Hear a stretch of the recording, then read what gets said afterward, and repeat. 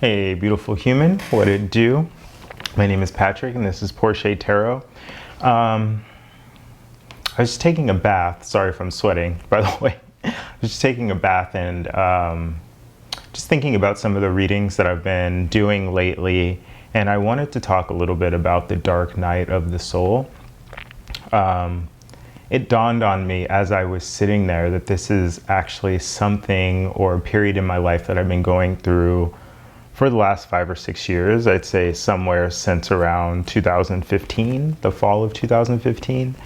So yeah, I just wanted to talk a little bit about the dark night of the soul, what that means to me, and also discuss the Tarot Association, which is the Hermit cards, excuse me. Dark night of the soul. First off, I've never actually researched this topic. I've heard it in a number of tarot readings. I've thought of the meaning of the Hermit card, hermiting, thinking about the number 9. The Hermit is number 9 in the major arcana. So thinking about the completion of a cycle and what happens before fate steps in. So that's my association with it, or my thoughts with the dark night of the soul. But in general, for me, I'll just talk about what it is in my life. In my timeline, on my path, on my soul path, the dark night of the soul began when there was this feeling that I was in the wrong life or on the wrong path. I felt like I had moved away from my values, and in a certain extent, it just made me, to a certain extent, it made me want to disappear from the life that I was in. People became hard. I think that was around the time that I started to use the term introvert and social anxiety and things like that. As I heard people speak about those things, I was like, yeah, that's who I am. And there was this huge need for me to feel like I needed to isolate from other people. In a very general sense, that is what it meant to me. I call it my hermit. I have 5 cards in front of me. All different hermits from different decks. And the Rider-Waite, which I'll show you first, there's this person that's looking or seeking to find their light. They're shining the light within. You can see that illustrated in a couple of different cards here, in terms of that light being shown. There's a couple of other depictions of it here. The interesting thing for me is that this period of time, like I said, it's been going on for a long time. And when I first heard it, I thought that it would be quick. It's just something that you go through. I even thought to associate it with my Saturn return, where somewhere around 28, you go through some stuff and life changes hard and fast. And I think for a lot of people, it can change hard and fast, but this period of my life has sustained for a long time. So if anybody else is going through this or has gone through it or is about to go through it, I don't think it's specific to any time period. I think this is just a very deep part of the human experience. And if I were to watch this video at 16 years old or 20 years old or 24 years old, I would imagine that I could apply it to my life. So I think this is just human experience. That's the interesting thing about the tarot, is that we dive in and out of these timelines. But in my recent experience, it has pervaded a long period of time. And I was thinking to myself, it's been really hard for me to try to expand my circle as I've moved into my 30s. Every attempt to do it, I tend to retract and retreat and pull back because I'm afraid of people, quite honestly. I just wanted to talk about it a little bit. This need to isolate has been this pervasive thing. And I think if you were to take this color of my life since my late 20s into my early 30s, it's like somebody put the dimmer on. And it's not a depression. I have been diagnosed with clinical depression. I was on medication for a while, got off the medication, and I'm doing fine. And in general, I can have lots of times of happiness, but it's just somebody's turned the dimmer on it. So it literally is something that I'm going through right now, which is why I wanted to talk about it. And as I talk about like what to do about it, this is one of the things that I'm doing about it, talking about it, starting this YouTube channel. So in a lot of senses, I don't want this video to come off as negative in any way. I'd love for you and I to discuss how we can move past these times, or how we can collectively figure out what we learn together. So what to do? The first thing is accept it. I think that for me, the acceptance of the fact that there was some need for isolation has been really beautiful for me. And I have a couple close friends that have done the same thing. And whatever it is that's going on in your life, at the time for me, it was, I was just living a life that I didn't want to be living. And I had to like drink a lot and smoke a lot of weed to even be present in that life. Like, it was very hard for me to live the way that I was living.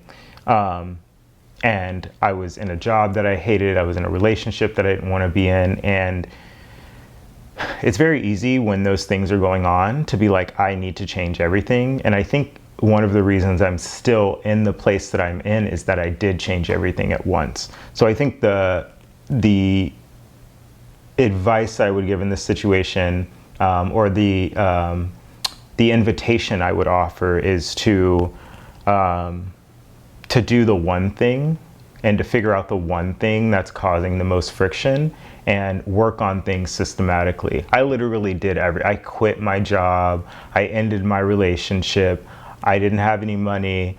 The only thing I didn't quit was like drinking and smoking weed. So I wouldn't recommend that. But there is a certain level of acceptance that I think allowed me to get to where I'm at today, some years later. That goes into the next thing to do, which is surrender. I needed to isolate, and I had to surrender to the fact that like it was hard. Like, there were a lot of people that were in my life that I had to pull back from, and it was temporary. And a lot of people understood that, and to the extent that people didn't understand that they didn't come back, nor did they need to. In surrendering to what was going on, I ended up getting help, therapy.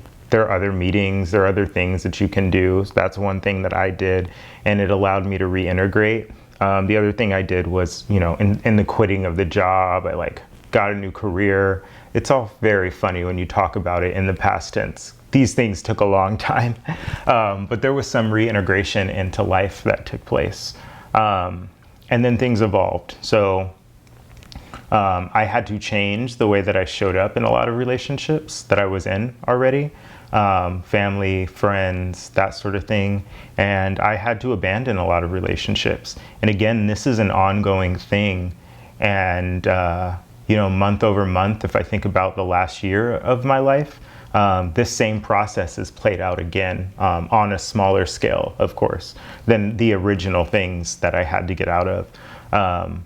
Even to the point of like, I quit drinking in December of 2019, and I picked up again a little bit during the summer. Things didn't go bad, but the cycle like had gotten to a place again where I picked up again heavier. And it only happened like 2 or 3 times, but things evolve.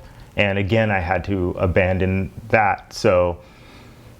And the relationships that I had formed while I was in that mode, or in that way of living. So abandoning relationships is also just something that, it's not great, but it is something that's a part of my story, and something that I've had to surrender to, letting people go that aren't good for me. Self-care. That is the next part of this what to do. That's going to look different for everybody. I think it's very easy for folks, especially like me. My first career was, and my degree is in exercise physiology. I was a personal trainer, so it's very easy to say like, work out, eat well, but self-care. Do what makes you happy. Write your own list. If that's video games, if that's Netflix, if that's taking walks, if that's cuddling with your dog, if that's having lots of people around you. That's something that's been interesting for me. Like, I don't engage well with people that need a lot of people in their circle, because I don't. And it's not that I can't engage with those people, it just needs to be on a one-on-one basis, because I can't personally have a lot of people in my circle. So the self-care that works for you is the self-care that you should do. For me, it's engaging with people that make me feel good. And I think to an extent that's for everybody, where when you're in that dark night of the soul, you have to step away from things so that you can come into alignment with yourself and your own values. And then when you come into alignment with yourself, your own values, and you know what you want, it's easier to find people that are in your tribe. And then it's not so hard to people. Peopling can be hard, but only if you're dealing with people that are not like you. So self-care is really important in that equation. So those are my thoughts on the dark night of the soul. Sorry if this video was rambly. It's just something that I honestly, selfishly needed to do for myself, and that I needed to record because I've been having some thoughts on it, and really feeling guilty about needing to take my space. And if I can impart anything in these words, it's, when you need to hermit, when you need to take time for yourself to learn your lessons and to do what you need to do, take that time. It never has to be terminal, right? So life moves on, and people come back into your life.